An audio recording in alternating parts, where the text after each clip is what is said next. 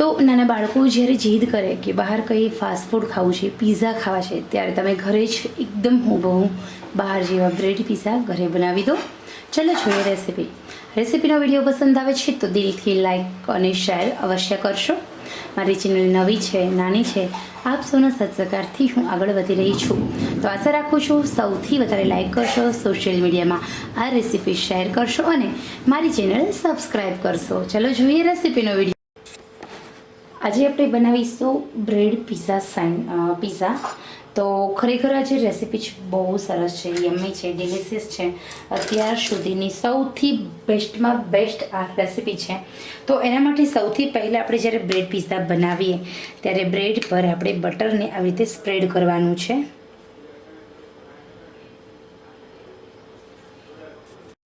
તો અહીંયા આપણે અલગ અલગ બે બ્રેડ લીધી છે. મેં એક જે કિનારી બ્રાઉન આવે છે કટ કરી લીધી છે અને પછી આપણે જે બ્રેડ હોય છે એ બ્રેડને આપણે બટરથી સ્પ્રેડ કરી લીધી છે. બંને જે કિનારી બ્રેડ હોય છે એને આપણે બટર લગાવી દઈએ. એ પછી આપણે જે sweet and spicy tomato ketchup આવે છે એ લેવાનું છે. અહીંયા આપણે પીઝા ટોપિંગ નથી લેતા, એને બદલે અમે અહીંયા એ કિસન જે ટોમેટો કેચઅપ આવે છે સ્વીટ એન્ડ સ્પાઇસી, જેની અંદર થોડી તીખાશ પણ હોય છે અને થોડી મીઠાશ પણ હોય છે, એ લીધું છે અહીંયા. તો આપણે સૌથી પહેલાં આવી રીતે ટમેટો કેચઅપ લગાવી લઈએ.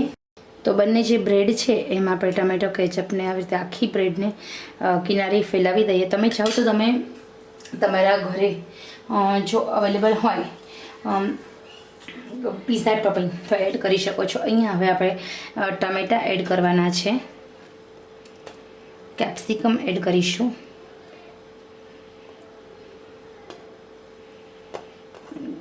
લાંબી પટ્ટીમાં સમારેલા ગાજર, તમે ચાહો તો કોબીજ એકદમ પતલી પતલી જેની જેની લાંબી લાંબી સમારી અને તમે એડ કરી શકો છો.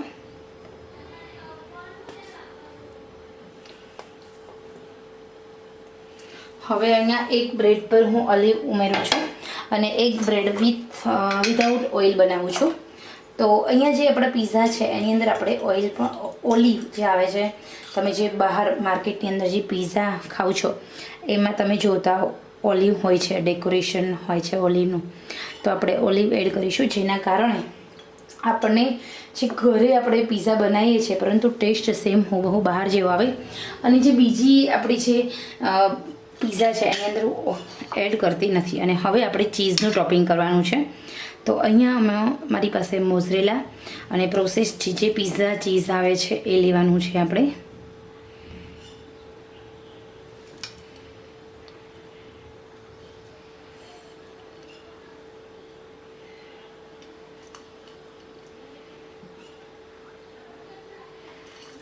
મેં છીણીને જ રાખી દીધું છે. અહીંયા જે પ્રોસેસ ચીઝ છે એ ચીઝ બહુ મજા આવે ખાવાની. સ્પેશિયલી જે પીઝા ચીઝ હોય છે એ જ છે, આ બીજું કશું જ નથી.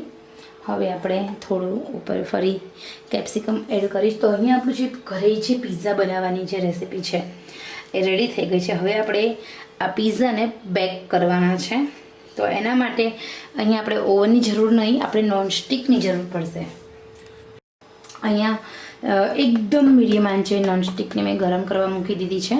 એની અંદર બટર પણ એડ કરી દીધું છે. બટર થોડું આવી રીતે તમે જોઈ શકો છો, અને સહેજ બટર છે એટલું બળી જાય ગરમ થાય તો, એટલે મેં એમાં તેલ મૂક્યું છે. હવે આપણે જે બંને જે બ્રેડ છે એ બંને બ્રેડને આપણે એમાં મૂકી દઈશું બેક થવા માટે. એકદમ મીડિયમ આંચે આપણે બ્રેડને બેક થવા દેવાની છે.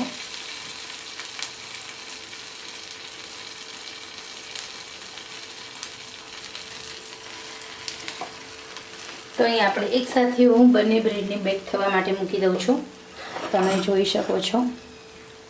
હવે આપણે લીડ કવર કરીશું અને એકદમ એટલે સાવ સ્લો ટુ મીડિયમ આંચે 3 થી 4 મિનિટ સુધી એમ જ આપણે ચડવા દઈએ. બેક કરીશું આવી રીતે 4 મિનિટ સુધી. અને હજી એક વસ્તુ રહી ગઈ છે, ચીલી ફ્લેક્સ અને જે પીઝા સિઝનિંગ આવે છે તો એ આપણે ઉપરથી એડ કરીશું, જેના કારણે ટેસ્ટ આપણા પીઝાનો ખૂબ જ સારો આવે.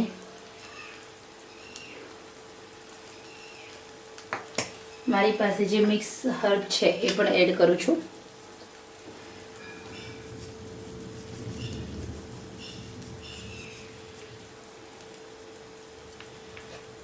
તો હવે આપણે બેક થવા મૂકી દઈએ. તો હવે આપણે 4 મિનિટ બાદ જોઈએ. તો અહીંયા આપણા સરસ મજાના બ્રેડ પીઝા બનીને રેડી છે. તો ખરેખર યમ્મી ટેસ્ટી એવા આપણા બ્રેડ પીઝાને આપણે લઈ લઈશું પ્લેટમાં. હવે તૈયાર થયેલા આ પીઝાને તમે માયોનીઝ સોસ સાથે, ટોમેટો કેચઅપ સાથે સર્વ કરી શકો છો. ખરેખર તમે તમારા બાળકોને ઘરે જ બનાવી દો એકદમ સરસ યમ્મી ટેસ્ટી બ્રેડ પીઝા.